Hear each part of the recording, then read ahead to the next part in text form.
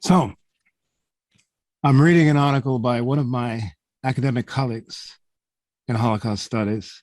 It's called Pieces of the Past, Souvenirs from Nazi Sites. And she quotes from a museum: buy a replica of our boxcar in the museum store. The museum proudly presents one of the remaining railroad boxcars used by the Nazis for the deportation of Jews. Moreover, donors who joined a platinum level of membership, $5,000 and up, received an original railroad spike from Treblinka in decorative pink packaging. An original railroad spike from Treblinka in decorative pink packaging. Voila. There are other souvenirs that one can acquire. Auschwitz at sunset on a postcard, a stick pin with a rose and barbed wire from Ravensbrück, a jacket with a leg bound in chains from Buchenwald, the diary of Anne Frank as a refrigerator magnet. Now, don't get me wrong, I love souvenirs. Indeed, I'm a tchotchkeholic. I have a pencil sharpener designed as the US Capitol building. I have a plush toy ear of corn inscribed Nebraska that I picked up in Omaha.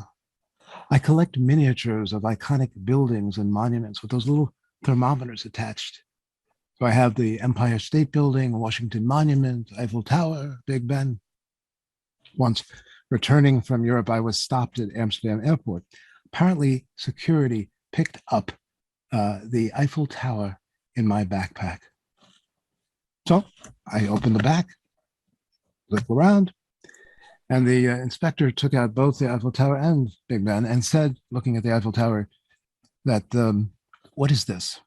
You know, I said, the Eiffel Tower. And then I went off the reservation. I said, you know, Big Ben can really do some damage. Mistake. I was detained and I missed my flight. But seriously, very seriously, an original railroad spike from Treblinka is not a souvenir. An original spike from Treblinka was part of the death camp itself. Yeah? It's not a memory of it, it's part of it. It's part of it. It's a relic of Treblinka, and it's certainly not a premium party favor. I've been teaching and writing about the Holocaust for 50 years, most of my life since college. These things matter to me. I don't have a choice. Sometimes I wish I did. Over 3 years in the early 1980s, I had a conversation with a survivor of Treblinka. There were hardly any survivors of Treblinka. About the same number of people were killed there as in Auschwitz. But out of Auschwitz, roughly 70,000 people survived. From Treblinka, roughly 70 survived. And Victor was one of them. One day, he remembered working near the gas chambers, not that far from the railroad spur, which might have had some of these spikes. He recalled, I heard the shouts of the people, ah! And finished, ah! And finished. I didn't want to believe it. I'm trapped. I'm stuck in a wall, tall to the heavens. I cannot get out. And there will come an end to me too. When I heard about the Treblinka spike gifts, I thought about Victor. I even imagined him having dinner with the platinum donors. I mean, he was there. But would they even have him at their table? Victor was a line worker at a tire factory in Toledo. I don't think there's any chance they would have him at their table. Victor was used to keeping his outrage to himself and used to being disposable. He did not expect too much from this world. I have less control over what disgusts me, not only about the destruction, but about some of what has followed, including sordid souvenirs. I'm not the only one, of course. Googling around recently, I found an op-ed also aimed at this particular museum called Making a Carnival of the Holocaust. It also slammed the museum for wasting away in Chachkaritaville. Next thing on Google was the museum's response, really defense. And here's some of what they said. Those of us who are privileged to possess a genuine railroad spike from Treblinka, encased in lucite, display it in a prominent place in our homes. Now, thought experiment. Where in your homes would you display a genuine railroad spike from Treblinka? Where? Luckily for us, eBay has come up with a suggestion. We could think of it as a kind of serving suggestion, and I will show you what they indeed suggest. So, you see, get out of the way. Here are your bar stools. Yeah. So you could keep your Treblinka spike, which I assume was once belonged to one of the platinum donors, in your home bar or your lounge. Put on some music, set up a martini, flip around, admire your spike. Also, you can get it at a much better price than the platinum donors pay. So, and there is a sort of perverse sense in which booze and Treblinka go together. In any event, eBay has been busted a few times for marketing Holocaust artifacts. Of course, as you see, they call it an authentic World War II memorabilia object, not a Holocaust artifact. Anyway, the museum's letter continues. To many, the spike is all we have to honor the hallowed memory of those family members who perished in the Holocaust. All we have to honor the hallowed memory of those who perished in the Holocaust. Now, what kind of family is this?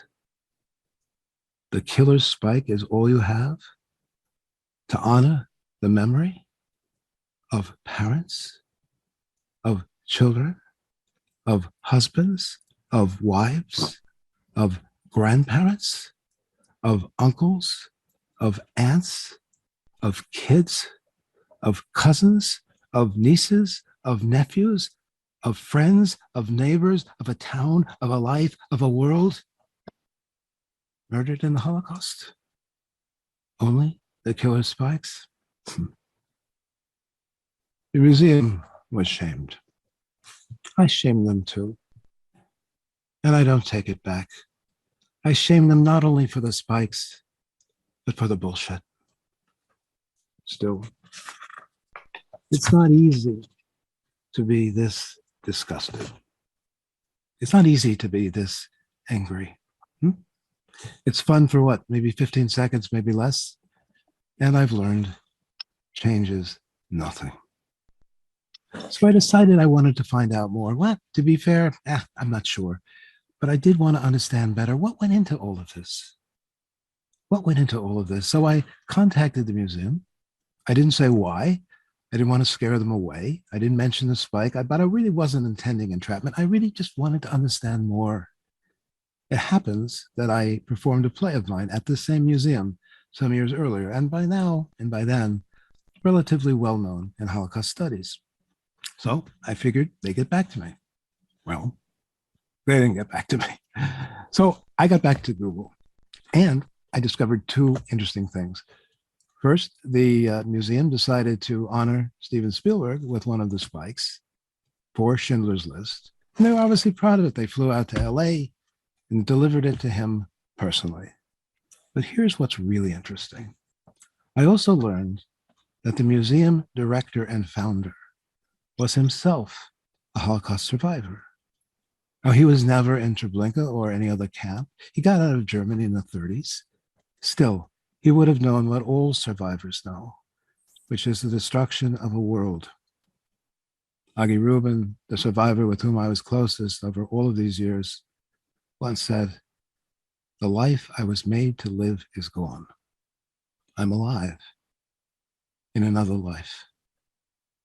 Still, being a Holocaust survivor provides no immunity from bad choices.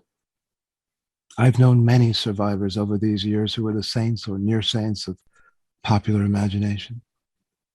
And I've known a few who were the opposite.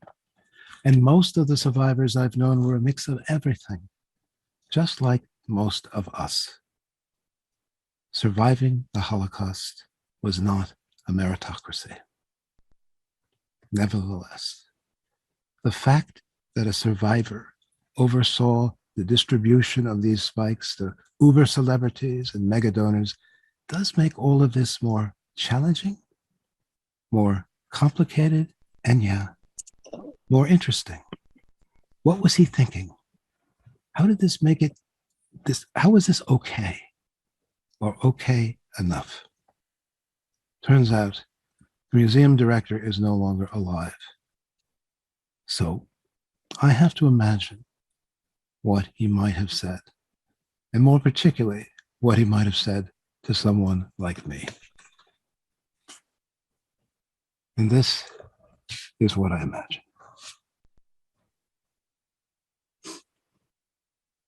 You want to know why? Because it worked. It worked. We got a lot of support. People weren't doing it for the spikes. They were doing it for this place, this museum, for what we are, for what we show, for what we teach. That's obvious. That's surface. Here's what is not surface. Think about the boxcar. Put yourself inside the boxcar. What is the last sound you hear? The last normal sound from this world. The train.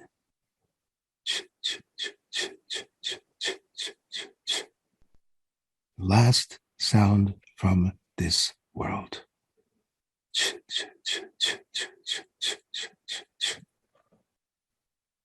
After that, doors open, dogs barking, whips cracking, rouse, rouse, rouse, out, out, out, quick, quick, bodies falling, beating, screaming, shooting.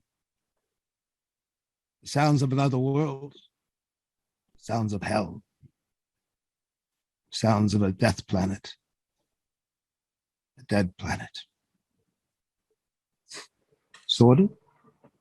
Your word, sorted? Naked people made to stand in Polish winter, waiting to be gassed. Their feet freeze to the ground. They shit in terror. They shit on themselves. Shit and blood. People frozen to the ground, waiting to drown. Behind them, more trains, scores of trains.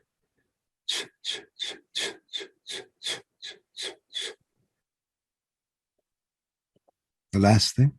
No, not the last thing.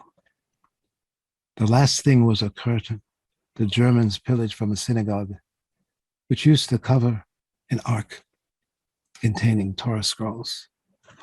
They hung the curtain in front at the entrance of one of the gas chambers. And on the curtain was a Hebrew inscription from Psalm 118. This is the gate of the Lord, through which the righteous shall enter. And then the righteous entered the gas chamber. This is Nazi humor. Carnivals? You don't know much until you've been to a Nazi carnival. And one more thing. One more thing. The spikes are ours now. We've got them. We ripped them away. They're in our hands. In our hands. Trophies? Yeah. There are always trophies in war. And these are some of ours. We own them. We own them. We own them. No. It's not about our loved ones. You're right. It's not about our loved ones. We have many ways to remember. We think about them every day. This is not about loved ones. It's about hated ones. We have a bloody, burning piece of them in our hands, locked away. In our hands. We are ghouls too. Righteous ghouls. We pick at evil's bones.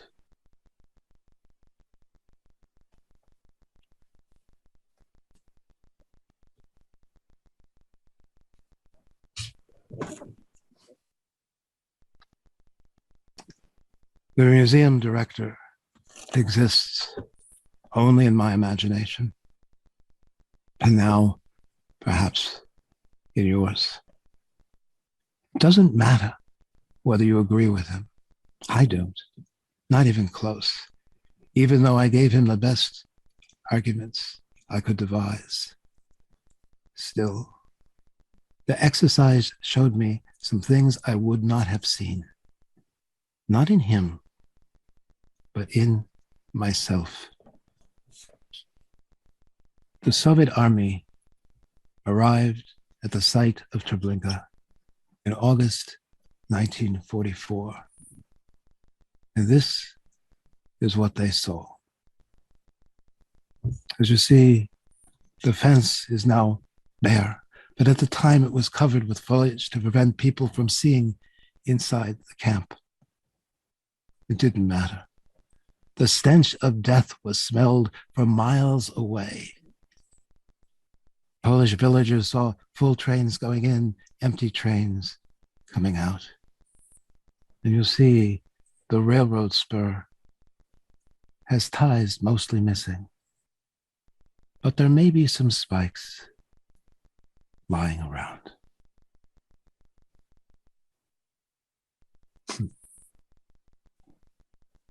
Had I arrived on this scene in August 1944, I may have taken one of those spikes. At least I would have picked one up. Why? To have something to grasp, literally. Too simple. Too simple. I don't know why. But I think I might have taken one. I would not encase it in lucite. I would not give it to Steven Spielberg or platinum donors. I would not sell it on eBay. I would not display it in my home. I would hide it in a dark drawer. And every now and then, I might take it out simply to hold it or look at it or spit on it or scream or feel nothing at all.